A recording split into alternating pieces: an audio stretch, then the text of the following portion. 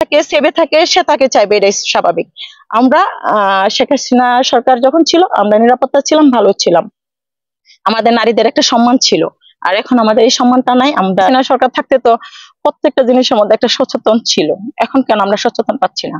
অধিকাংশ এই বাংলাদেশে কোনোটাই নিরাপদ নাই, স্কুল না, মাদ্রাসা না, কোনো কিছুই না। এই যে দেখেন এই বাচ্চাদের বিষয়গুলি দেখা মানে আমার এত খারাপ লাগছে, কি বলেন যে এত শিশু বাচ্চারা মানে 5-6 বছরের বাচ্চারা যেভাবে মানে দৌড়ে বের হইছে নিজের যান বাঁচানোর জন্য।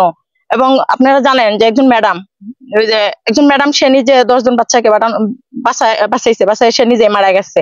আমি ওই ম্যাডামকে স্যালুট জানাই। এরকম ম্যাডাম আমাদের প্রত্যেক স্কুলে থাকার দরকার। এই মাইলস্টোন স্কুল আমাদের এই বাংলাদেশের মধ্যে একটা নামকরা স্কুল, কারণ এটার মধ্যে ইংলিশ এবং বাংলা দুভাষণ হয়, আমরা সবাই জানি। এবং এই স্কুল থেকে ইতিপূর্বে আমার অনেক আত্মীয় স্বজন এই স্কুল থেকে পড়াশোনা করে গেছে। আমার আমার অনেক আত্মীয় স্বজন এখান থেকে পড়াশোনা করে গেছে, যার জন্য এই স্কুলের প্রতি আমি সত্যি দুঃখজনক বিষয় যে স্কুলের বাচ্চাগুলি যেভাবে দৌড়ে গেছে। মানে আমি কি বলবো, আমার এক কথায় আমি তখন কান্না সহ্য করতে পারছি না। আমার কাছে অনেক কষ্ট লাগছে যে কি হচ্ছে এই বাংলাদেশে। এই বাংলাদেশে আমরা কি দেখতে পাচ্ছি, অবশেষে একটা শিশু যে ওরও নিশ্চিত নাই, ও থাকতে পারতেছে না দেশে সুস্থভাবে। আপনারা জানেন কিছুদিন আগে ঘটনা হচ্ছে, একাধিক ঘটনা হচ্ছে, দর্শন হচ্ছে, 6 বছর 7 বছরের বাচ্চারা দর্শন হচ্ছে। কেন? ইতিপূর্বে কে 5 বছর 15 বছরে দেখছেন আপনারা এরকম কোনো ঘটনা হচ্ছে? শেখ হাসিনা সরকার থাকতে তো প্রত্যেকটা জিনিসের মধ্যে একটা সচেতন ছিল, এখন কেন আমরা সচেতন পাচ্ছি না? কেন আমরা নিরাপত্তা পাচ্ছি না? কেন আমরা সন্ধ্যার পরে বের হতে পারছি না? রাত তো দূরের কথা, আমরা দিনে বের হতে পারি না, দিনে মুখ খুলতে পারি না। মানুষের স্কুলে যে ঘটনাটা হচ্ছে এটা সঠিক তদন্ত হওয়া দরকার, এটার পিছনে নিশ্চয়ই রহস্য আছে, ওই রহস্যটা বের করা দরকার। কতজন মারা গেছে, কতজন হাসপাতালে আছে, এখনো সাংবাদিকরা শিওর বলতে পারতেছে না। কারণ আমি আজকে যে দেখলাম, আজকে আমি এই গেটের সামনে এসে যে দেখলাম যে গেটে তালা লাগানো, সাংবাদিকদেরকে ঢুকতে দিচ্ছে না। সাংবাদিকরা যদি পর্যবেক্ষণ না যেতে পারে তারা কি দেখবে বা কি ঘটনাটা সঠিক কিভাবে ধরবে? তার মানে সাংবাদিকদেরকেও তারা সঠিক তথ্য দিচ্ছে না। তাদের মধ্যে অনেক কিছু আছে, এত কিছু লুকাতে পারবে না। যতই লুকাইতে চাপ না কেন, সত্যের জয় হবে একদিন, সত্য কখনো চাপা থাকে না। এই মাইলস্টোন স্কুলের বিষয়টা আমি ছিল, ওরা অনেক কি করছে, ষড়যন্ত্র ছিল ওদের মধ্যে, যে আমি বুঝতে পারছি। ওদেরকে বলার মতো কোনো ভাষা নাই, কারণ ওরা এখনো ছাগলের 3 নাম্বার বাচ্চাদের পিছনে দৌড়াচ্ছে। এটা আপনারা ইতিপূর্বে নিজের চোখে দেখতেছেন।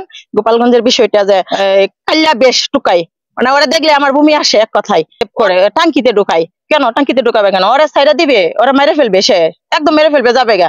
ও গেলে তো দেশটা সুন্দর হয়, সুন্দরকে নিরাপত্তা দেবে। জনগণকে নিরাপত্তা না দেয়া, টুকাইদেরকে নিরাপত্তা দেয়া দেশটা ধ্বংস করে দিচ্ছে। আর বর্তমানে সরকারের প্রতি তো কোনো কথাই নেই, এটা তো অক্ষম একটা ব্যর্থতার সরকার। আমি এই সরকারের প্রতি মানে মনে হলে আমি নিজে হতাশ হয়ে যাই যে এটা কি আসলো আমাদের এই বাংলাদেশও। বাংলাদেশটা ধ্বংস, যা সুন্দর একটা সাজানো গুছানো একটা দেশ ছিল আমাদের, এই সাজানো গুছানো দেশটা আমাদের ধ্বংস করে দিচ্ছে। এবং ধ্বংস করার জন্য ও আসছে। অত চিন্তা নাই, অত চলে যাবে দেশের বাইরে, ও দেশের বাইরে অনেক কিছু আছে, ও দেশের বাইরে চলে যাবে। কিন্তু আমরা বাঙালি যারা আছি আমরা তো হাহাকার করে মরতে হবে, এছাড়া তো আর কোনো উপায় নেই। এক কথাই আমি বলবো যে মাইলস্টোন স্কুলের যে বিষয়টা, এটা সঠিক তদন্ত হওয়া দরকার। এটার পিছনে অনেক কিছু আছে, এর পিছনে যা কিছু আছে তা কিছু আপনারা সাংবাদিকরা তথ্য নেন, এটা যেভাবে হোক আপনারা এটা বের করে আনেন, এটার ভিতরে কি তথ্য আছে, কি আছে, গোপন কি আছে, এটা বের করেন, এটা নিয়ে আপনারা কাজ করেন। এই জন্য আপনাদের প্রতি আমি অত্যন্ত আমার অন্তরস্থল থেকে ভালোবাসা যে এই বিষয়টা আপনারা দেখবেন। এবং এই বাচ্চারা যে মারা গেছে ওদের প্রাণ কিন্তু ফিরে দেওয়ার মতো না। অবশ্যই আমি নিরাপত্তাহীনা না। এখন আমার তো নিরাপত্তা কোথায় পাবো?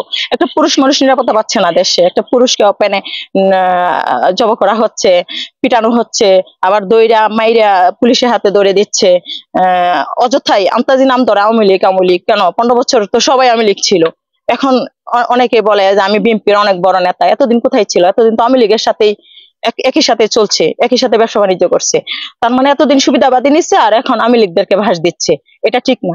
দল দুইটা থাকবে স্বাভাবিক, আওয়ামী লীগ বিএনপি দুইটা একটা দল, আওয়ামী লীগ একটা দল, বিএনপি একটা দল, এত দুইটা দলই থাকবে। দল না থাকলে, প্রতিযোগিতা না থাকলে তো খেলার কোনো মজাই থাকে না। যেখানে প্রতিযোগিতা না থাকে এখানে কোনো মজাই থাকে না। প্রতিযোগিতা থাকবে, এটা স্বাভাবিক।